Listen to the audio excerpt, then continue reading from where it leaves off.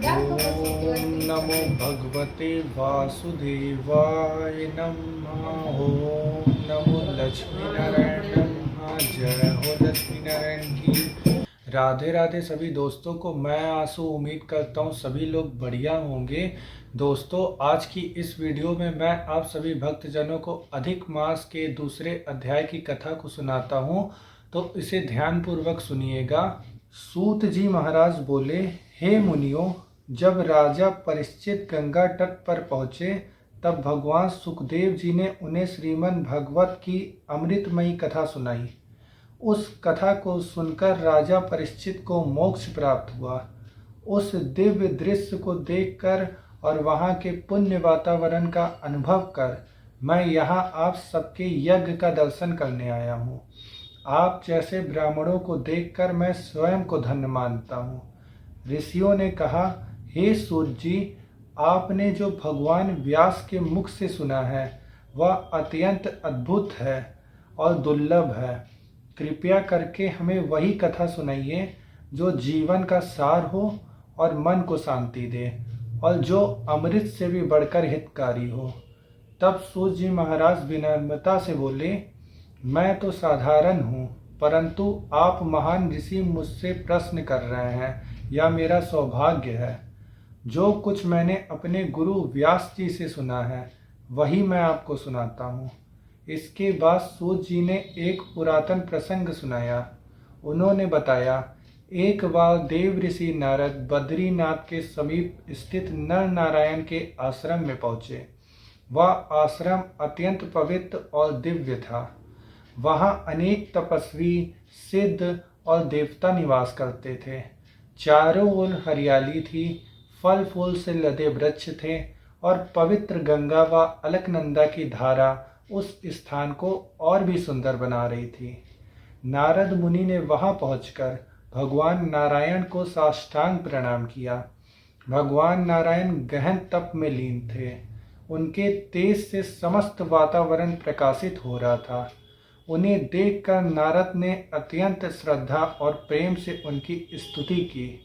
नारद जी बोले, हे देवों के देव, हे जगन्नाथ, आप कृपा के सागर हैं। आपका तप संपूर्ण प्राणियों के कल्याण के लिए है।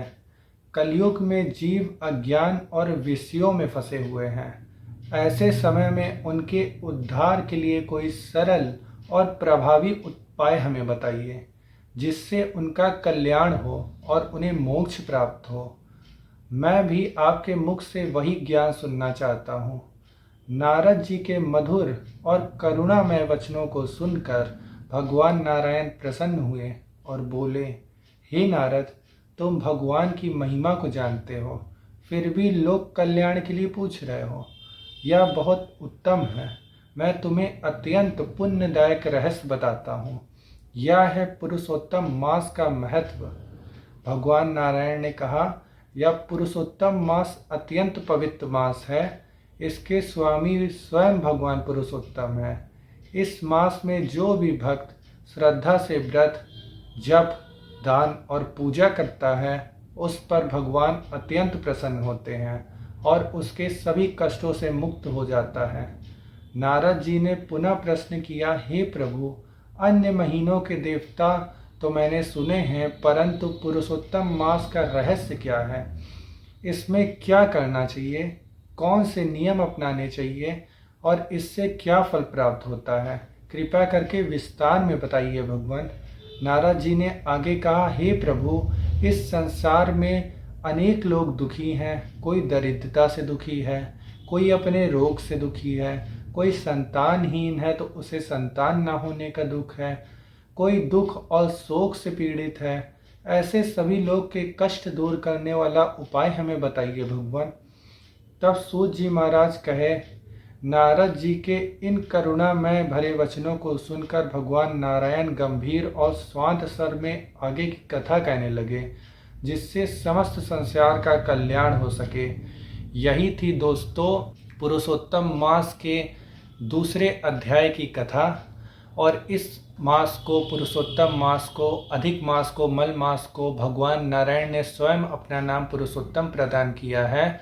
और ऐसा आशीर्वाद और वरदान दिया है कि जो भी भक्तजन इस पवित्र मास में जप तप करेंगे, धार्मिक कथाओं का पाठ करेंगे, उसको सुनेंगे, उनके ऊपर भगवान नारायण की विशेष कृपा प्राप्त होगी। उनके घर में सौभाग्य सदैव उनका बना रहेगा, घर में खुशहाली रहेंगी, परिवारजनों के बीच में आपस में प्रसन्नता बनी रहेगी और सदैव लक्ष्मी नारायण की कृपा उनके घर के ऊपर बनी रहेगी। सबसे सरल विधि जो इस महीने में पूजा अर्चना की है वो पंच उपचार पूजा अर्चना की है, जो भक्तजन कर सकते हैं। प्रातःकाल सुबह जल्दी उठें, स्नान करने के बाद पवित्र वस्त्रों को धारण करें और अपनी पूजा अर्चना करें। तांबे के लोटे में जल लेकर पूर्व दिशा की ओर मुख करके सूर्य देव को अर्घ दें। उसके बाद अपनी पूजा अर्चना करें। पूजा अर्चना करने से पहले पूजा अर्चना जिस स्थान पे कर रहे हैं उसे साफ सुथरा कर लें। भगवान की प्रतिमा को, उनके चित्र को या शालिग्राम भगवान को विराजित करें। उनको गंगा जल से या शुद्ध जल से स्नान कराएं। स्नान कराने के बाद रोली चंदन अर्पित करें, फिर पुष्प अर्पित करें। माता लक्ष्मी को लाल रंग के पुष्प अधिक प्रिय हैं, भगवान विष्णु को पीले रंग के पुष्प अधिक प्रिय हैं, लेकिन जो भी सामग्री हो उसे हम लोग भगवान को अर्पित कर सकते हैं। पुष्प अर्पित करने के बाद हम लोग सुगंधित वातावरण के लिए धूपबत्ती अगरबत्ती जलाकर दिखाएंगे। उसके बाद हम लोग अग्नि को प्रज्वलित करेंगे, जिसके लिए हम लोग घी के दीपक का उपयोग कर सकते हैं। अगर भक्तजन व्रत हैं तो फलाहार हो गया, मिठाइयाँ हो गई, मौसमी फल हो गए, इन सब को भगवान को भोग के रूप में भक्तजन अर्पित कर सकते हैं। पंचामृत को भगवान को भोग के रूप में अर्पित कर सकते हैं। अगर व्रत नहीं है तो शुद्ध शाकाहारी भोजन जिसमें लहसुन प्याज ना मिला हो वो भगवान को भोग के रूप में अर्पित कर सकते हैं। जब भी लक्ष्मी नारायण की पूजा अर्चना करें, उनको भोग अर्पित करें तो उसमें तुलसा दल अवश्य डालें। बिना तुलसा दल के भगवान का ऐसा कई सनातन धर्म में बताया गया है कि बिना तुलसा दल के भगवान को भोग अर्पित नहीं किया जाता। भोग अर्पित करने के बाद उनकी आरती करें। कपूर से हम लोग लक्ष्मी नारायण की आरती कर सकते हैं या फिर हम लोग घी के दीपक का भी प्रयोग कर सकते हैं लक्ष्मी नारायण की आरती में। इस मास में अगर भक्तजनों को मंत्रों का जाप करना है तो ओम नमो भगवते वासुदेवाय नमः मंत्र का जाप कर सकते हैं। माँ लक्ष्मी का ध्यान मंत्र है माँ लक्ष्मी नमस्तुभ्यम नमस्तुभ्यम सुरेश्वरी हरि प्रिय नमस्तुभ्यम नमस्तुभ्यम दयानिधे। भगवान विष्णु का मंत्र है ओम शांताकारं भुजगशयनं पद्मनाभं सुरेशं विश्वाधारं गगनश्रेयसं मेघवर्णं शुभांगं लक्ष्मीकान्तं कमलनयनं योगविद्यानगम्यं वन्दे विष्णुभवभयहरं सर्वलोकैकनाथम्। इन सब मंत्रों का जाप कर सकते हैं, नाम जाप कर सकते हैं लक्ष्मी नारायण। कई मंत्र हैं, कई भजन हैं जिनका नाम जाप किया जा सकता है, मंत्रों को पढ़ा जा सकता है। अपने जो भी खाली समय उस समय मंत्रों का जाप किया जा सकता है, भजन किया जा सकता है। और ऐसा हमारे सनातन धर्म की मान्यता है कि अगर भक्तजन भक्ति भाव के साथ, प्रेम पूर्वक, श्रद्धा के साथ अगर पूजा अर्चना करते हैं, कोई व्रत रखते हैं तो भगवान हमारी पूजा अर्चना को अवश्य स्वीकार करेंगे। उनकी कृपा सभी भक्तजनों के ऊपर सदैव बनी रहेगी।